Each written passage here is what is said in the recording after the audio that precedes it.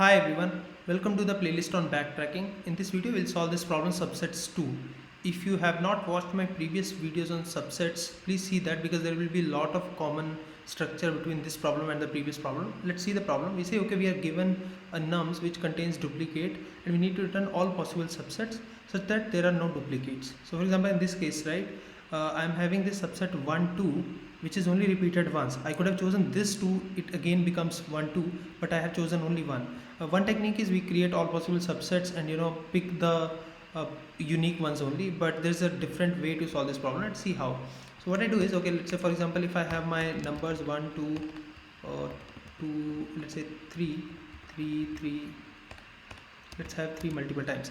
So what I do is, okay, I might create some subset with 1, 2, right? Let's say I created 1, 2 as a subset, which means I used both of them. But now the moment I make the decision with this guy, right, which is like, okay, if I expanded with this, if I am expanding a 2 subset size with the length 3, I only make this selection by the first element, not with the others. So you'll get a sense of this setup by when I write the code. But this is the common thing, like if I have duplicates, I just sort them because the duplicates will be in the sequence now, and the decision of expanding from n to n plus 1 is only made once because I just choose the first element there. So let's write the code. I think code will make much more sense. I say, okay, my nums will be sorted nums, okay, and my output will be empty. I write the solver which takes nums idx partial and my output, and I return the output. And my solver will, now let's write the function definition, and this is my idx, this is my partial, and this is my output.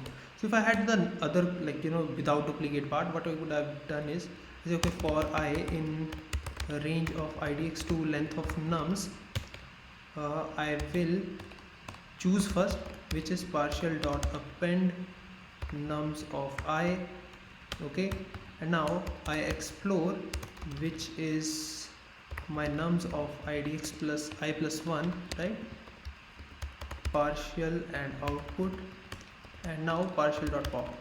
This was a normal setup, but what I do here is, the moment I have many duplicates, right, either I'm calling it first time or it should be the, like basically I just have to choose it once, which is I say, okay, if I is equals to idx or nums of I is not equals to nums of I minus 1. Only in these two cases, which is either this was a new element, which is like, okay, I had 1, 2, for example in this case 1, 2, 2, 3, in the 3 case I will call, or I will call it in this 2 case when I was calling from idx 1, right, not at this 2, right. The reason why, because it will create duplicates. So this is like the setup when I'm expanding from n to n plus 1, and here I will add I will add it to the output. So I will append my partial copies. So this is like the plain setup from the previous subset problem that I've solved. So this was the setup again. The only thing I change is I have to check either this will be the first time I'm choosing this element or it's a new element. That's why I'll expand it from n to n plus 1 size subset.